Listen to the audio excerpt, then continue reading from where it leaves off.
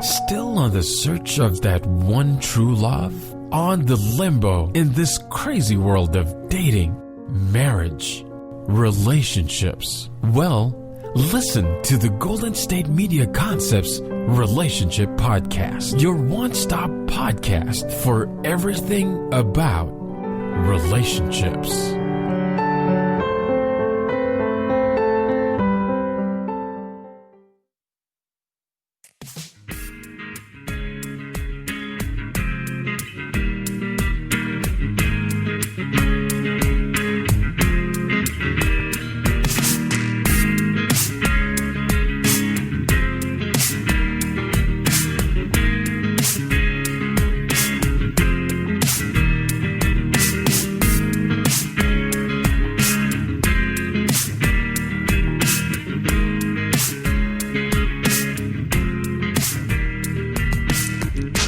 Hello and welcome to Golden State Media Concepts Relationships Podcast. I'm your host, John Johnson, and I'm talking about relationships. That's what I like to do here.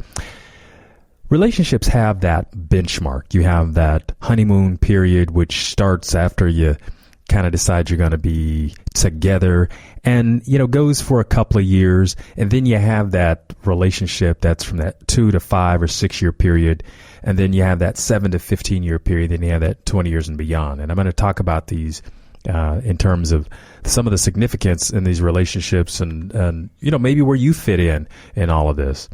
That honeymoon period that happens when people get together, that's when things are really sweet. I mean, think about it. When you met somebody, what was going on for you?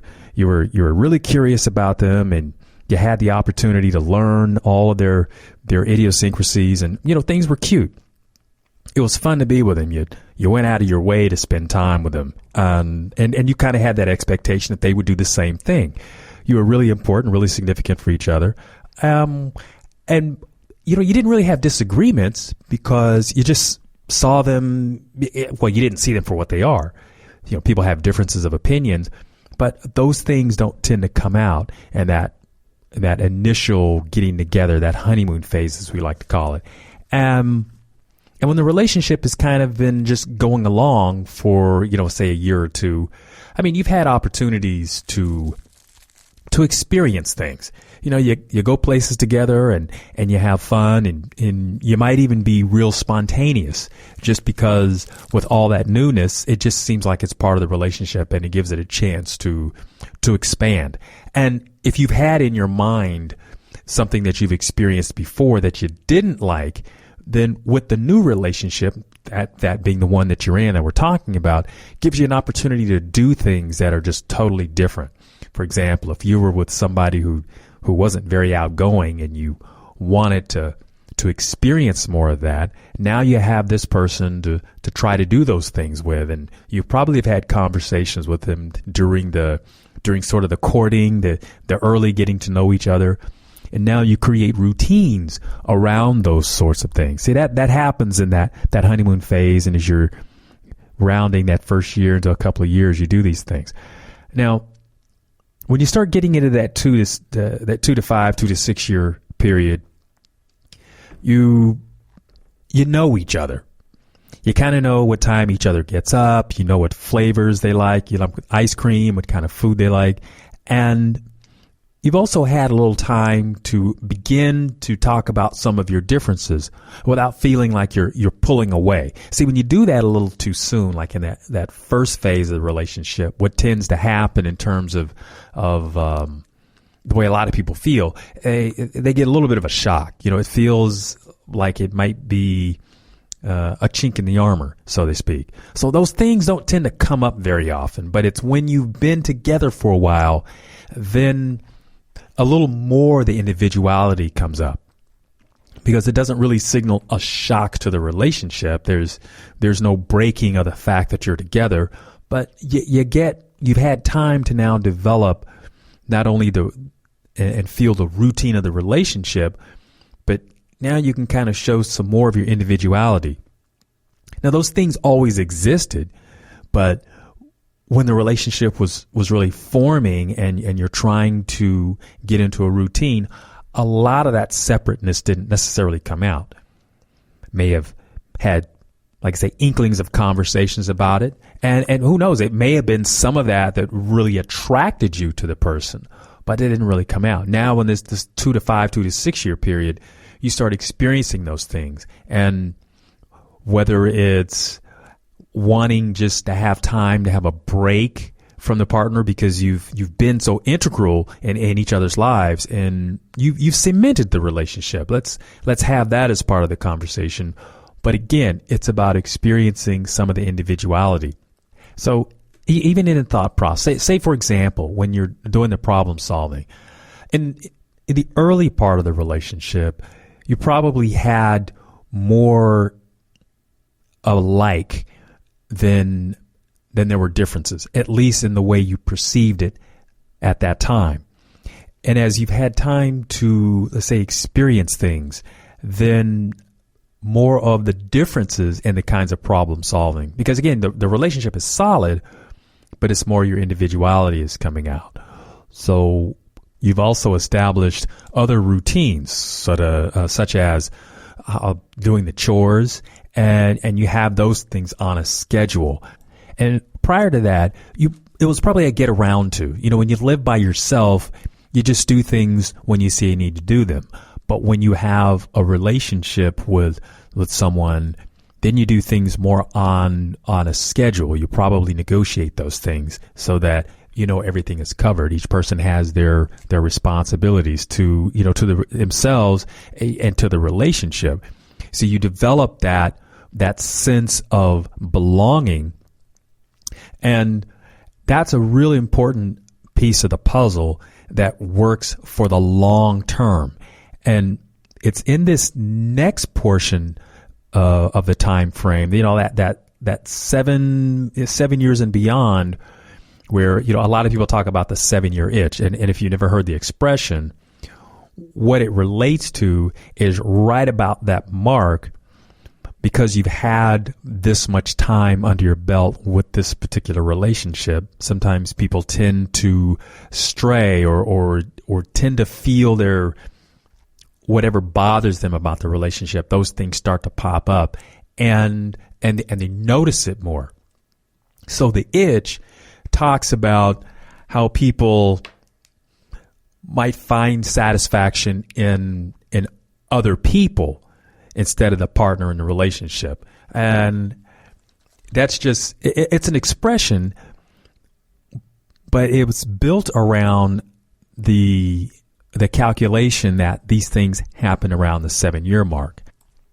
The other thing that I would want to point out is, around this time in the relationship, you've had ample opportunity to experience some other things, and other things that happen in the relationship, such as the extended family, the in-laws, and the vacations, or and in the case of in-laws, each partner has their relatives, so you may see them on alternate holidays, that sort of thing. So you've experienced that, and the travel and the planning and everything associated with that. And if you have kids, well, there's the experience of the kids meeting the family members and then having their repeat experiences. So now over the years, they become more and more familiar. And you'll all have stories to tell and expand on the experiences that you've had and celebrations, and like I say, the Thanksgiving dinners and the alternate years and visiting aunts and uncles and cousins and so on. See, that time frame, a lot of this stuff happens, and it's had the opportunity to repeat itself. So people learn to look forward to those things. We talk about holidays and how stressful they are. I mean, there's clearly that, especially, there's the money involved. There's the getting the presents for everyone you can think of. And we all have people that in our family who are really special to us, and we want to really honor them and get around to seeing them and visiting with them. And that can be a bit stressful, but there is the joy of having these people in your lives and having created a tradition around honoring them and letting them know how special they are and creating the memories that will last relating to these really important people. Like I see the time, and I'm going to take a break, but I'll be right back and expand on what happens at the 20-year mark.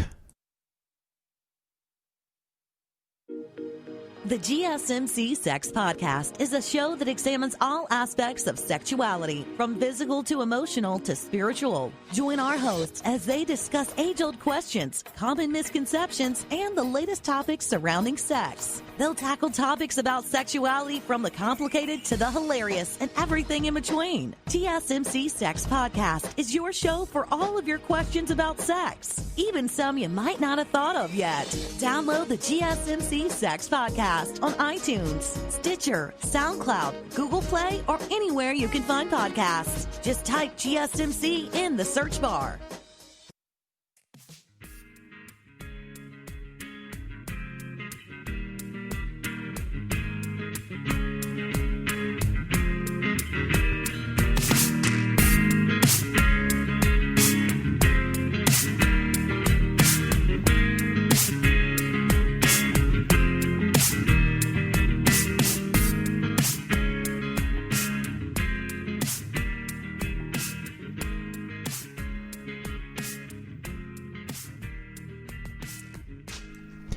And we're back. This is the Golden State Media Concepts Relationships Podcast, and I'm talking about relationships. Through the years, relationships take on the certain significant milestones. Then, in the very beginning, you and your partner are really in that place of discovering each other and tend to focus on just the two of you.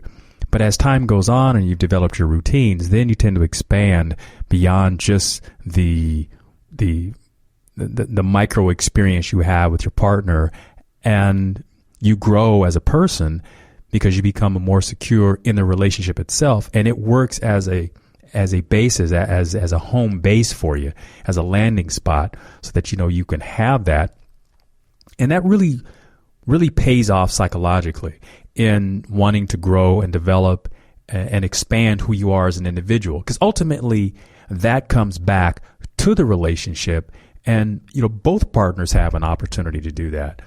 And some of the things that I've talked about in using these specific time frames, because it sort of emphasizes the development that happens for the individual and the relationship as the longevity catches in, because you have those first few months where you have the honeymoon phase, and then you kind of run that out for a couple of years, and then you have that period, that 2 to 5 or 2 to 6 year period, where when the relationship has been established, like I say, we've created a foundation, and we're learning to grow, learning not only to grow the foundation, but as we grow ourselves and become very dependent upon our partner for their love and their stability.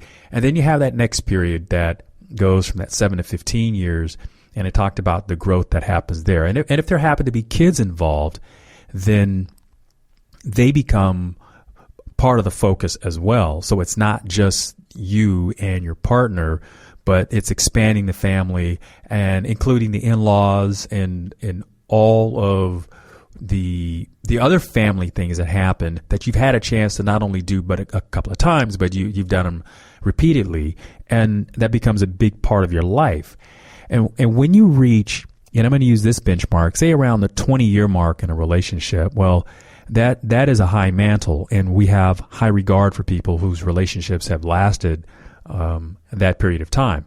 Now, you've had many opportunities to experience, again, the relationship cycle over and over, whether it's your partner and job changes or moving, relocating, having kids, and all the experiences that go with having kids, them having friends, having birthday parties, and even the experience of, if your partner becomes ill and being a caretaker for them.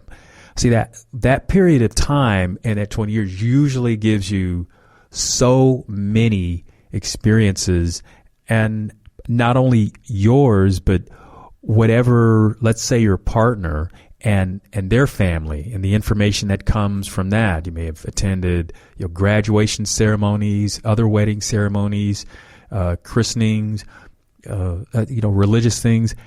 See, at that point in time in life, these are all these experiences. And I like to look at that as, bricks in your foundation. And that's great. It's what we look forward to. And it's one of the things that we talk about when we talk about relationships and then having longevity and why it's important to us. Because as we've learned, the longer a relationship lasts, then the larger the foundation is, and the more you can grow from that. It becomes much more solid. You learn about your partner, you learn about their strengths and their weaknesses, and you learn how you can make up for that in terms of the partnership, and vice versa. Your partner learns that about you. And it's in these experiences that you learn what love is for you and your partner. Because there's a lot that's written about love, and it's depending upon how it's worded, it comes off as being really intellectual. And most people will say that, we all experience love differently. I mean, we can describe it, and it may sound like it touches us in a way that really explains it. But love lands on us differently, and it doesn't happen at the same time for anyone. Or if it does, I mean that's a great experience. But what I'm relating to is, the depth of feeling. Sometimes it can be overwhelming, and that person may be a great match for you.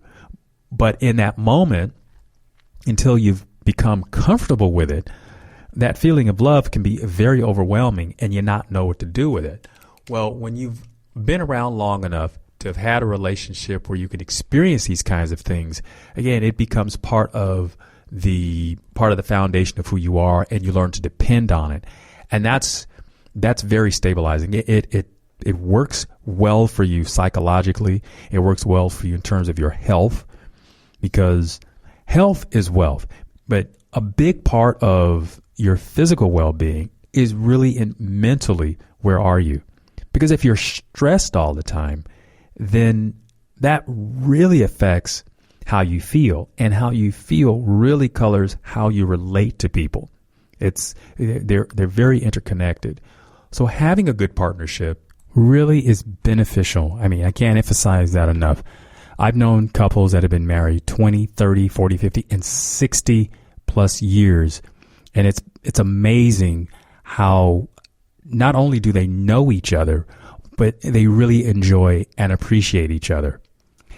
We see these depictions on television sometimes, and it has to do with the comedy aspect of it. It's the biting humor and so on and so forth.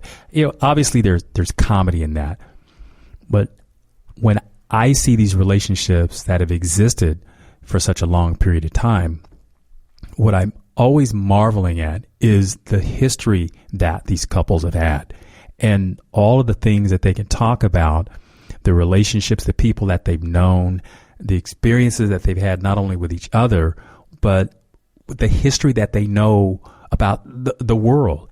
I have an aunt and uncle who were married almost 60 years before my aunt had passed away. And these people had, when I was a baby, they had taken care of me for a while. So it was really fun to be able to talk to them about things that they knew about me over that period of time. And so I'm talking about relationships that have been together for a length of time, and why it's important for you as a person that when you are involved in a relationship to invest yourself in it, because there is a payoff to it. And I know people wonder, okay, well, what's life going to be like in the future? Well, what I can tell you, based on what I've experienced and what people who have been in long-term relationships, and I'm talking these 40, 50, 60-year marriages, have said, there is going to be challenges. It's not going to always be smooth. There are definitely challenges. But when you learn something about yourself, and you learn something about your partner, you learn about love, you learn about stability, and your part in it, not just what your expectation is for other people, but you really have to take ownership in your life, in your love, in your relationships, and your responsibilities, that there is a payoff. And problem solving isn't just about getting your way. Problem solving really has, it's collaborative. You talk to your partner, you learn to share, you learn to have conversations. And that's something that you can't necessarily put a value on, because remember, it's your life. Look, I'm going to take a break and I'm going to come right back and expand on this some more. Tired of searching the vast jungle of podcasts? Now listen close and hear this out. There's a podcast network that covers just about everything that you've been searching. Hey! The Golden State Media Concepts Podcast Network is here. Nothing less than a podcast bliss with endless hours of podcast coverage. From news, sports, music, fashion, cooking, entertainment, fantasy, football, and so much more. So stop lurking around and go straight out to the Golden State Media Concepts Podcast Network. Guaranteed to fill that podcast itch. Whatever it may be. Visit us at www.gsmcpodcast.com. Follow us on Facebook and Twitter, and download us on iTunes, SoundCloud, and Google Play.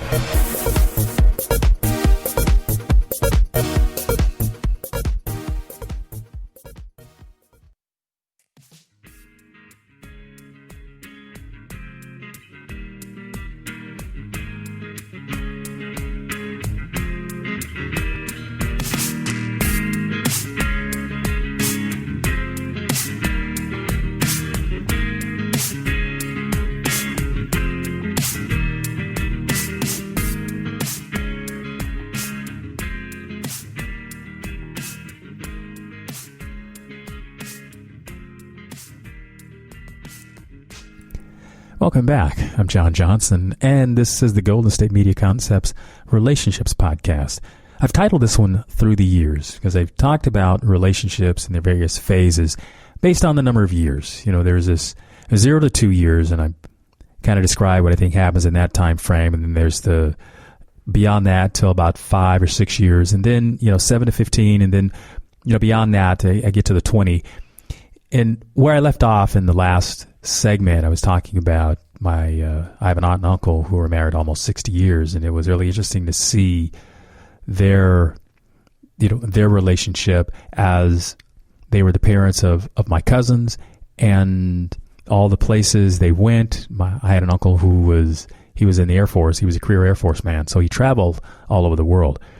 And when I was a young kid, I got to visit them when they lived on the East Coast, and it was my first trip to the snow, and I mean real snow. When I say it was wintertime, and the first night I got there was 12 inches of snow, and being a kid from the West Coast, I don't know that I even had clothes that were capable of keeping me warm in weather like that. And well, the East Coast, I was in Massachusetts.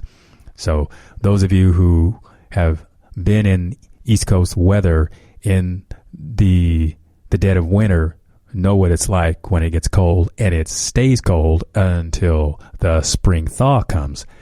Well, I experienced that, but what I remember was the relationship that my aunt and uncle had. They were two very loving individuals. My aunt had a great sense of humor, and I always looked up to them as a relationship model. And I mean, I have my parents too, but my dad died when I was fairly young, so that was a different experience, and I loved him dearly. But my aunt and uncle, they were very well established in having been travelers all over the world. They really had this sort of cosmopolitan feel to them as far as I was concerned, and they knew a lot of stuff.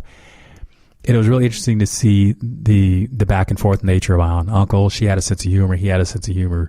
They, my cousins, they seemed to be well adjusted, and they were intelligent. They were bright. They were smart. And I really had to give credit to my aunt and uncle for them being the individuals that they were. And I was, like I say, fairly young when I went to visit them. And they had been married a number of years. My aunt has since passed away, but reflecting on that on those memories and how strong their marriage was to have traveled the country, and I know they had disagreements. All couples do, and that's not something to fear. And I want to share that with people who are new in a relationship and worry about the disagreements tearing you apart. They don't necessarily have to do that. I find disagreements are opportunities to learn and grow. How you handle it is obviously key to any of these things.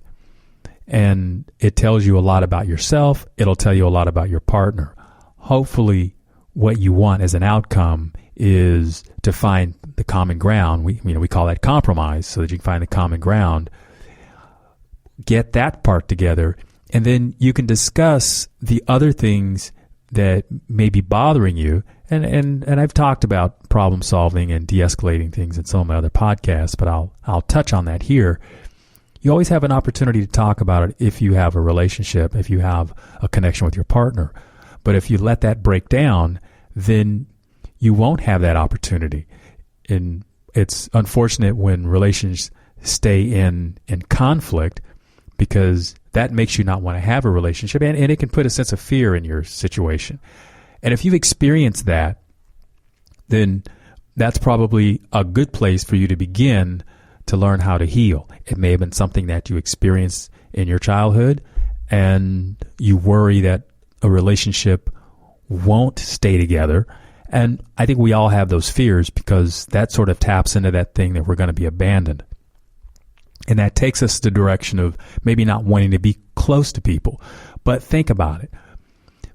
As I mentioned in my my benchmarks here about some of the things that happen in relationships, all of those things are progressions. You don't have a 30, 40, or 50-year marriage without having started somewhere. And if you're thinking about being involved with someone, then it's worth exploring of what the possibilities are for you. And given that the possibilities are, it's wide open. I mean, you never know how things are going to turn out. You have to just sort of throw your hat in the ring and go for it, and be willing to learn along the way. Again, using those benchmarks, I talked about a new couple and how you're really focused on each other those first several months, and then the next progression is you express a little more of your individuality, but you have that relationship base to come back to. And then beyond that, you expand a little bit more, not only in yourself, but you might even have a family by that fifth or sixth year. And that adds a little more responsibility and maybe another layer of complexity to the relationship. But you learn to get through it. And one of the other things you learn over time is how to problem solve. You learn something about your partner, their specifics, and that's kind of the nice thing about it too, because you learn the individual well enough, their idiosyncrasies, and they learn yours, and you learn to bond around those kinds of things. And it's really important to feel like you have somebody in your life that loves you and cares about you. That's something that you can't put a price on, but that comes with time. And you sort of earn that when you invest in your partner, in the love and the effort that it takes. It's not easy, and it's very scary for people, but it's something that we're capable of overcoming. That is, overcoming the fear and investing in ourselves, and look at it that way. I think you should look at a relationship as an investment in yourself. And as much as it's an investment in the other person, but you want to learn to see what the benefit is. And I've outlined some of those things: the stability, the nurturing, the having somebody there when you're going through a rough moment, and also being your partner's hero when they need someone. I mean, we all need somebody to love us and to want to love. And the reason I say that is love in and of itself brings out the best in us. And I use love as a noun, and then I like to turn it into a verb because it puts you in action. There's a lot of things about love that helps us overcome obstacles, some things that we never would have thought that was possible for us, but because you love someone else, you want to go the extra mile for them. So that's when it becomes an action word. Well, my time is just about up for this podcast, but I want to thank you for joining in. And I've been talking about through the years and relationships and where they are at various stages. And I think it's something to look forward to. So I hope you have a long and healthy, happy relationship. You've been listening to the Golden State Media Concepts Relationship Podcast, part of the Golden State Media Concepts Podcast Network. You can find this show and others like it at www.gsmcpodcast.com. Download our podcast on iTunes, Stitcher, SoundCloud, and Google Play. Just type in GSMC to find all the shows from the Golden State Media Concepts Podcast Network, from movies to music, from sports to entertainment, and even weird news. You can also follow us on Twitter and on Facebook. Thank you, and we hope you have enjoyed today's program.